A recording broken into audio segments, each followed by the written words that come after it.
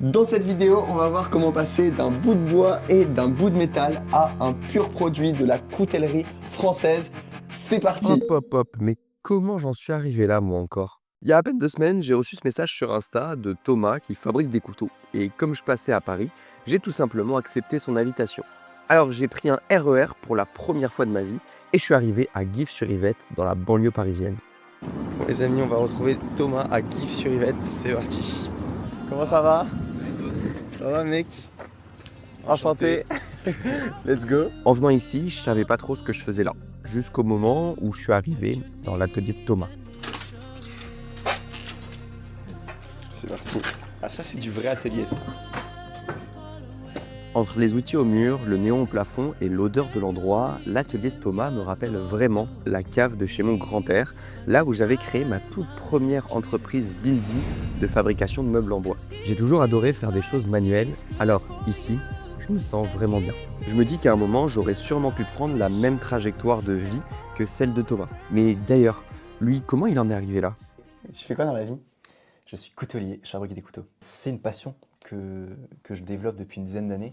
Ok. Et là, j'ai l'opportunité de m'y mettre à fond. Comment t'as une passion pour les couteaux genre? Je suis tombé sur une vidéo sur YouTube il y a 10 ans d'un mec qui prenait une grosse clé plate et qui la mettait dans une forge et qui forgeait un gros tomahawk avec. Ok. C'est une petite hache. Et je me suis dit, c'est trop stylé, j'ai trop envie de faire pareil. Et de fil en aiguille, je suis tombé sur les couteaux, je me suis équipé, j'ai commencé à fabriquer mes premiers couteaux. Aujourd'hui, j'en fais mon métier. Je te présente mon premier couteau client. Ce que je te propose, c'est de prendre les fournitures, donc toutes les parties en métal de ce couteau, et d'en fabriquer un avec ces parties-là. Ce que Thomas est en train de me dire, c'est qu'on va construire un couteau, et pour pas que j'ai besoin de rester 2 jours chez lui, il a quand même préparé quelques trucs. À la base, lui, un couteau, il peut fabriquer ça à partir d'une plaque en métal hyper brute et limite d'une branche de bois. Mais il me dit qu'il s'est préparé la veille et qu'il m'a déjà un peu mâché le travail. Tu choisis quel bois, quelle manche, quelle essence tu voudrais avoir sur ton manche. Olivier. Le traitement thermique, ouais, c'est pour rendre ta lame plus dure Ok. et pour rendre aussi le ressort, pour lui donner des propriétés mécaniques, pour qu'il puisse faire justement effet ressort. Le ressort, il appuie et c'est ça qui va créer le clac. Quand Thomas a commencé à m'expliquer ce qu'on allait faire, c'est un peu comme s'il me parlait une autre langue. Mais franchement, j'adore, parce que quand tu es en train d'apprendre de nouveaux mots, c'est bon signe, c'est que tu es en train d'apprendre un nouveau domaine. C'est un peu comme dans le business au tout début. Je me rappelle qu'il y avait un tas de mots compliqués, genre landing page, MRR, funnel de vente, alors qu'aujourd'hui, je les utilise au quotidien. Bref, j'apprends et j'écoute Thomas me parler la langue de la coutellerie. Ces deux trous-là, ils vont servir à fixer la cote sur la platine. La cote c'est? C'est le bois. Ok ouais c'est vrai. Et les deux trous sur le côté, ils vont servir à fixer le ressort. Bon, si vous voulez aussi fabriquer votre propre couteau, faudra venir ici, parce qu'il y a plein d'étapes, et si je vous expliquais tout en vidéo, franchement, ça serait pas très utile. Le plus intéressant, c'est de le faire, et pour ça, Thomas, il organise des stages, donc je vous laisse aller voir en description si ça vous intéresse. Ok donc là on a fait 1, 2, 3, 4, 5 trous. Magnifique! Maintenant, on va détourer la forme finale. On va passer sur la meilleure machine de l'atelier. Tu vois, 90% du travail, c'est fait sur cette machine-là. Et on va faire la méthode de l'escalier. Voilà. Là on est opérationnel. Et là, je commence l'escalier.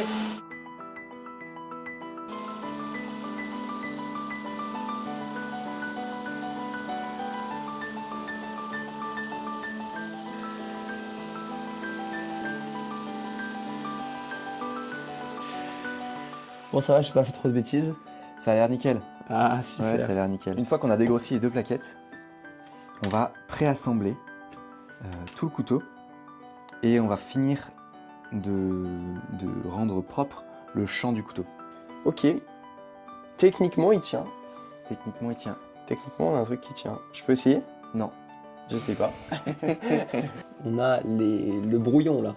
On a la V1 du couteau avec des faux clous. Ouais. Mais on n'a pas le droit de le plier encore. Du coup, t'as fait quoi comme pour apprendre à faire des couteaux?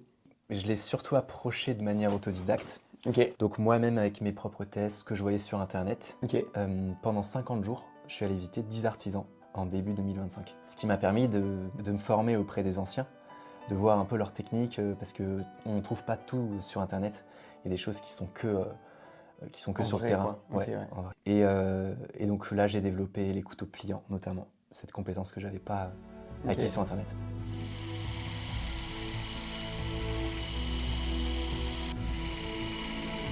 Appuie pas trop fort et fais des mouvements continus. Faut pas que tu restes trop longtemps au même endroit, toi. Faut éviter de faire chauffer la matière.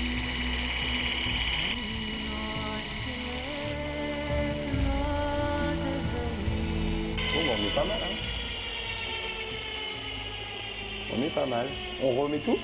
Non, attends, on fait quoi là? Là maintenant, on va s'occuper du bois. On va finir le bois.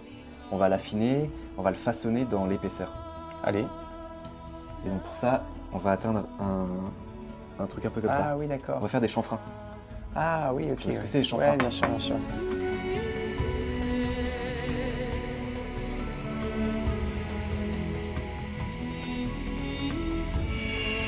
Comme là, tu as fait un chanfrein ici, on va faire pareil Partout. partout. Pour pas avoir un couteau trop rustique. C'est ça.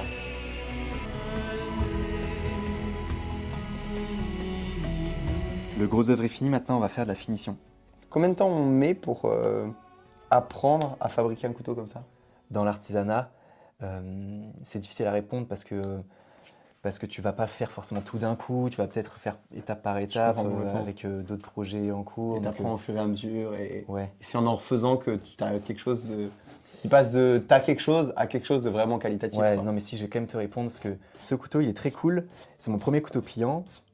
Je le trouve très cool parce que c'est mon premier, mais il a plein de petits défauts. Et ce couteau, combien de temps j'ai mis? Je pense que j'ai mis 4 jours. Ok. Wow. Bon les amis, les bois sont prêts. On va faire les finitions du métal. Alright.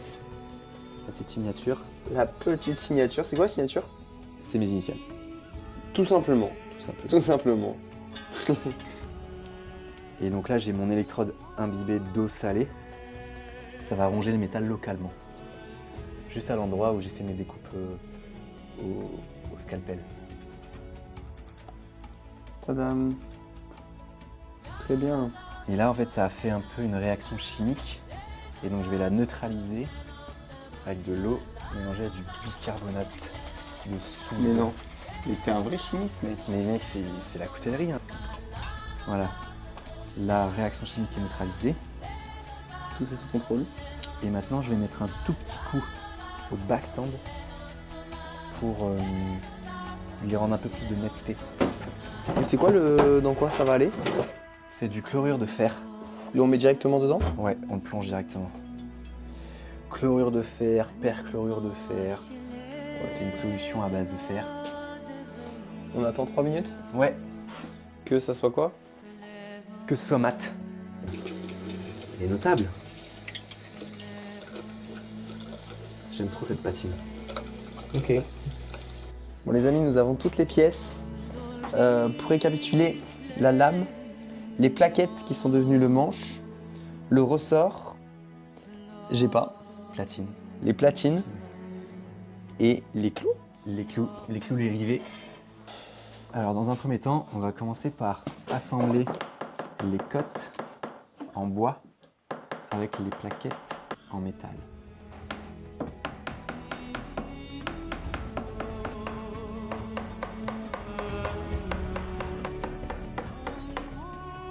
Bon, nous mettons les derniers clous, le dernier clou qui fait tenir la lame. C'est le plus dur à mettre. J'ai laissé le professionnel reprendre le contrôle.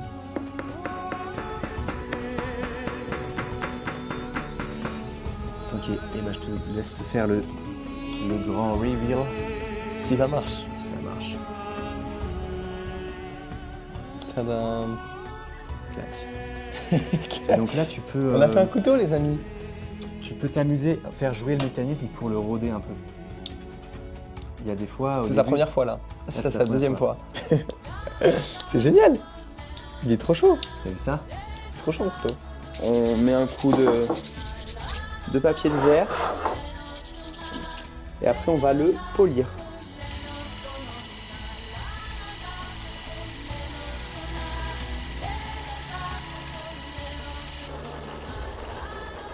Comme ça, à peu près. Et tu vois, ça commence à briller. Donc il faut qu'il y ait du morphile pour te montrer que ça va couper. Mais ça va surtout enlever le morphile de manière efficace. Verdict. Oh là là. Waouh.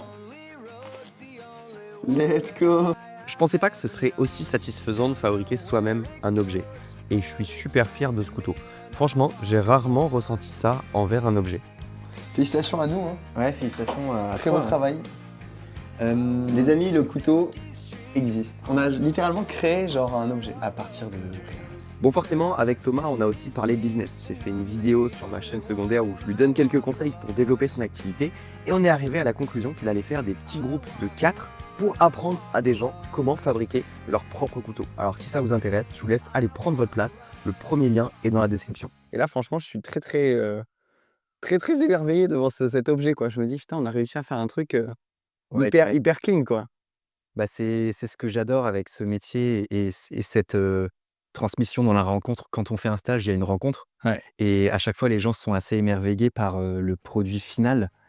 Et moi, ce que je kiffe là-dedans, c'est que c'est un produit concret. Aujourd'hui, on est dans un monde qui est assez digitalisé de plus en plus. Et là, on revient au concret, à l'objet, à quelque chose qu'on peut mettre dans sa poche, qu'on peut toucher. Et je trouve ça trop cool. Et je m'en lasse jamais de voir un couteau évoluer dans la fabrication. Il y a toujours un moment où c'est un peu brut, c'est dégueulasse. Et puis il y a un moment où tu comprends que ah ouais, ça vient comme ça se transforme. Et là, tac, l'objet il apparaît à tes yeux alors que tu le vois depuis 8 heures, mais pas de manière finie. Et d'un coup, il explose. Et... Il a une forme, il a une âme un peu, genre il a un truc. J'ai découvert un artisan passionné. C'était une super expérience, alors un grand merci à Thomas. Et si vous voulez le soutenir ou fabriquer votre propre couteau, je vous laisse un petit lien juste en dessous. Merci beaucoup Thomas. Avec plaisir. Au top, merci.